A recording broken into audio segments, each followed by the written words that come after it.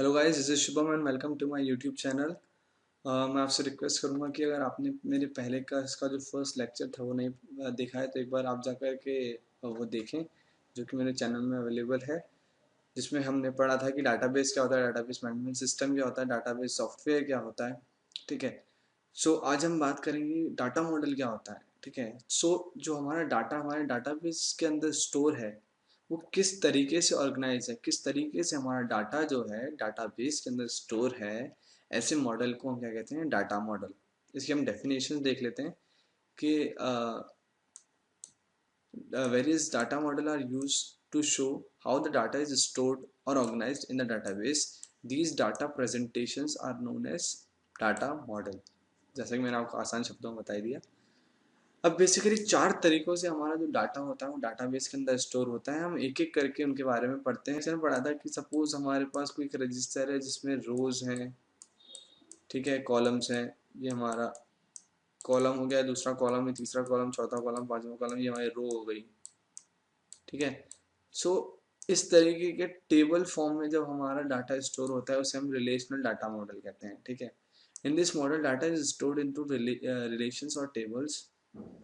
ठीक है। अब हम टपल और रिकॉर्ड के बारे में आने वाली स्लाइड्स के अंदर पढ़ेंगे, क्योंकि हम आने वाली स्लाइड्स के अंदर पूरा फोकस हम रिलेशनल डाटा मॉडल के ऊपर करेंगे। ठीक है। अब बात आती है नेटवर्क डाटा मॉडल। सपोज मेरा कुछ कलेक्शन ऑफ रिकॉर्ड्स ऐसे हैं।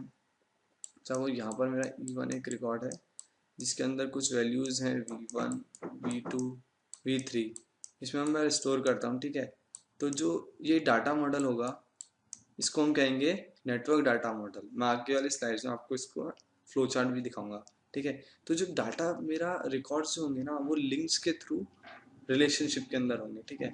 इसकी यहाँ पर लिंक होगी, फिर ये इससे लिंक होगा, ये इससे लिंक होगा। ठीक है। तो ये नेटवर्क क्रिएट करेगा with the use of links. ठीक है। उस ये जो डाटा होता है ना इसके अंदर ये ट्रीज के फॉर्म में स्टोर होता है। सपोज यहाँ पर मेरा एक डाटा है, यहाँ में सपोज R1 है, यहाँ से एक लिंक जा रहा है, यहाँ से एक लिंक जा रहा है, यहाँ से एक लिंक जा रहा है। ठीक है। सपोज यहाँ पे V1 वैल्यू है, सपोज यहाँ पे V2 वैल्यू है, सपोज यहाँ पर V3 वैल्यू है। फिर इधर से फर्दर ऐसे ही एक चेन बनेगी, यानी कि ट्री बनेगी। ठीक है। सो ऐसे मॉडल को हम क्या कहते हैं, हायरार्चिकल डाटा मॉडल। सो ऐसे डाटा मॉडल को हम क्या कहते हैं, हिरार्कियल डाटा मॉडल। ठीक है। So in this model records are organize as trees. ठीक है। Records at the top level is called root, यानी कि ये जो टॉप वाला है ये रूट हो गया। इधर से क्या हो रहा है, फर्दर वैल्यूज नीचे आ रही हैं। ठीक है। ठीक है। और जो नीचे वाला जो लेवल होगा ना आपका, ये वाला लेवल, ये क्या कहेगा, चाइल्ड लेवल, चाइल्ड। ठीक है। सो जो यहाँ पर जितने भी रिकॉर्ड्स आएंगे ना तो उसके लिए जो ये ये वी वाला है आपका, ये पेरेंट हो जाएगा, यानी कि रूट हो जाएगा। और ये जो होंगे ये इसके चाइल्ड हो जाएंगे। समझ गए। यानी कि आपका जो डाटा स्टोर है डाटाबेस के अंदर वो ट्रीज के फॉर्म में स्टोर है। ठीक है। ऊपर वाले जो टॉप लेवल पे आएंगे उसको रूट कहेंगे, फिर जो उसके नीचे आएंगे वो आपके चिल्ड्रन रिकॉर्ड्स होंगे। ठीक है। तो हिरार्कियल डाटा मॉडल भी हमें क्लियर है। अब लास्ट आता है आपका object oriented data model. Suppose क्या है, मैं यहाँ पर एक टेक्स्ट फील्ड लेता हूँ, फिर यहाँ एक टेक्स्ट फील्ड लेता हूँ, यहाँ पर एक टेक्स्ट व्यू लेता हूँ, यहाँ पर एक टेक्स्ट व्यू लेता हूँ। टेक्स्ट व्यू कुछ भी नहीं, सपोज आप फेसबुक का पेज देखते हैं। ठीक है। वहाँ पर आपको क्या है, ऑब्जेक्ट्स दिखाई देते हैं, यानी कि आपका ईमेल डालिए आप। ठीक है। फिर आपका पासवर्ड डालिए। ठीक है। तो जो सर्वर के अंदर रिकॉर्ड होंगे ना आपके यूजर नेम पासवर्ड, वो कुछ ऐसे होंगे। ठीक है। With the use of objects. Objects कुछ भी नहीं होता, जो भी हम टेक्स्ट व्यू देखते हैं उसको हम ऑब्जेक्ट कहते हैं। सो जब हमारे ऑब्जेक्ट्स के रूप में हमारा जो डाटा है वो स्टोर होगा उसे हम ऑब्जेक्ट ओरिएंटेड डाटा मॉडल कहते हैं। ठीक है। अब हम यहाँ पर देख लेते हैं जो हमने पढ़ा अभी। ये हमने पढ़ा कि रिलेशनल डाटा मॉडल, यहाँ पर नेम है, एड्रेस है, डेट ऑफ बर्थ है, सिटी है और फोन नंबर है। ठीक है। तो यहाँ पर एक टेबल हमने बनाई है जिसको हम रिलेशनल मॉडल कहेंगे। ठीक है। हमने सेकंड नंबर में पढ़ा था नेटवर्क मॉडल। ठीक है। यहाँ पर आपका एक रिकॉर्ड है, फिर फर्दर यहाँ पर एक वैल्यू रिकॉर्ड है, यहाँ पर एक वैल्यू रिकॉर्डेड है, यहाँ पर एक वैल्यू रिकॉर्डेड है। और ये एक दूसरे से किस रिलेशनशिप में है, लिंक्स के थ्रू, इससे लिंक्ड है, इससे लिंक्ड। ठीक है। थर्ड नंबर पे हमने पढ़ा हिरार्कियल मॉडल, जिसमें हमने पढ़ा कि ट्रीज के फॉर्म में होता है। ऊपर वाले लेवल में रूट होता है, नीचे वाले लेवल में आपके चाइल्ड रिकॉर्ड होते हैं। तो ये आपका रूट हो गया और ये आपका चाइल्ड हो गया।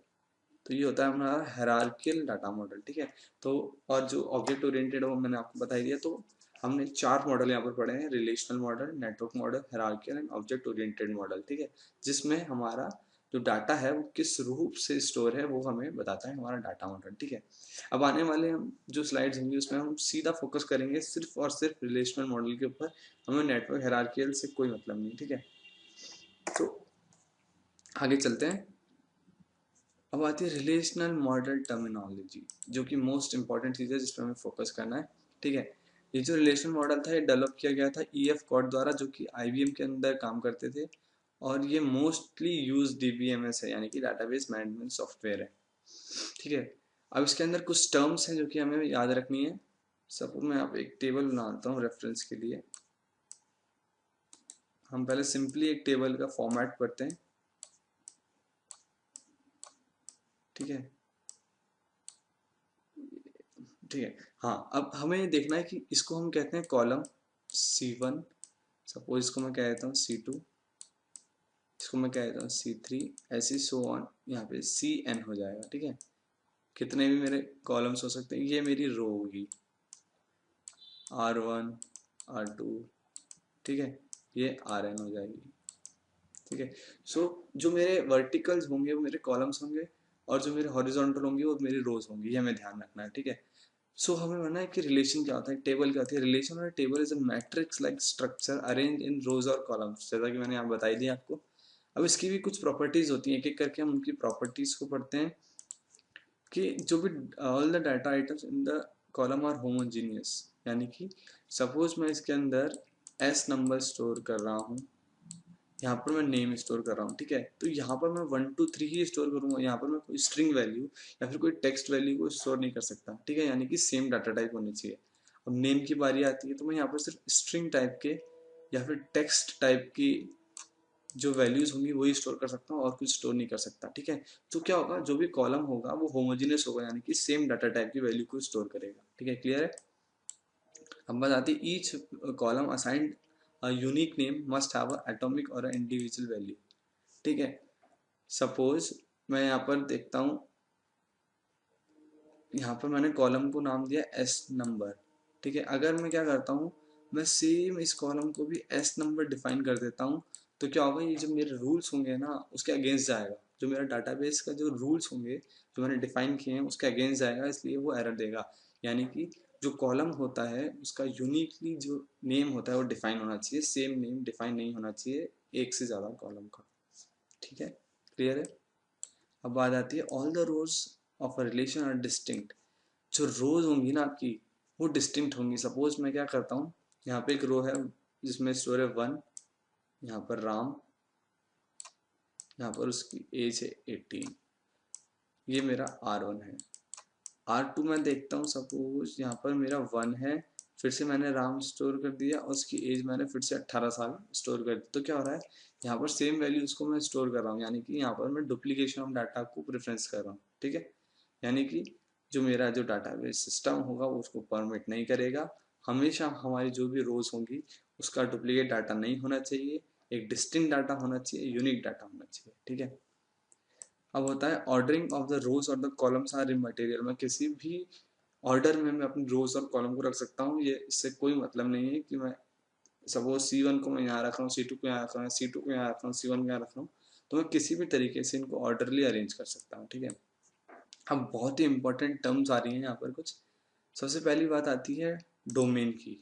डोमेन, जितनी भी मेरी वैल्यूज होंगी कॉलम के अंदर या फिर जितनी भी वैल्यू होंगी मेरी रो के अंदर, उन सभी वैल्यूज का एक पूल जो होगा उसको मैं डोमेन कहूंगा। यानी कि डोमेन क्या हो जाएगा आपका, domain is the pool of values. Suppose ये मेरी वैल्यूज हैं सारी एक पूल के अंदर हैं, इस पूल को मैं क्या कहूंगा, डोमेन, ठीक है, क्लियर है। अब आता है टपल, एंटिटी और रिकॉर्ड। तो ये जितनी भी रोज है ना, ये जितनी भी रोज थी इनको हम कहते हैं टपल या फिर रिकॉर्ड, ठीक है। तो जो रोज होंगी उनको हम कहेंगे टपल या फिर एंटिटी या फिर रिकॉर्ड। बहुत ध्यान रखने वाली बातें हैं, इनको हमें याद रखना है कि रो को हम टपल कहते हैं, एंटिटी कहते हैं और रिकॉर्ड कहते हैं। ठीक है, अब आता है एट्रीब्यूट या फिर फील्ड। तो कॉलम जो भी होगा ना, हम उसको या तो एट्रीब्यूट कहेंगे या फील्ड कहेंगे। ठीक है, जो कॉलम होगा हमारा उसको हम या तो एट्रीब्यूट कह सकते हैं, ठीक है, या फिर हम उसको कह सकते हैं फील्ड। ठीक है, अब बात आती है डिग्री की। तो जितने भी नंबर ऑफ कॉलम्स होंगे ना, नंबर ऑफ कॉलम्स, उनको हम क्या कहेंगे, डिग्री। क्लियर है।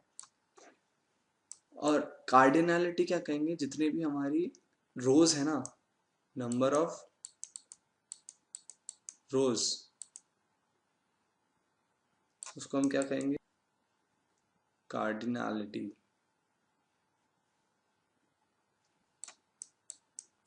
ठीक है, क्विकली हम गो थ्रू कर लेते हैं कि जितनी भी पूल ऑफ वैल्यूज होंगी उनको हम कहेंगे डोमेन। हम रोज को होंगी जो भी हमारी टेबल के अंदर स्टोर, उनको कह सकते हैं हम टपल, एंटिटी या रिकॉर्ड।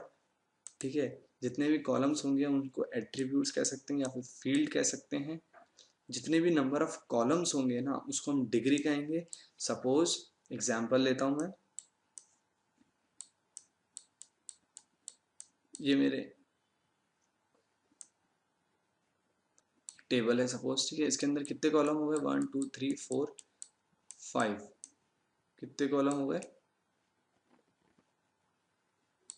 5। यानी कि इस टेबल की कितनी डिग्री होगी, 5।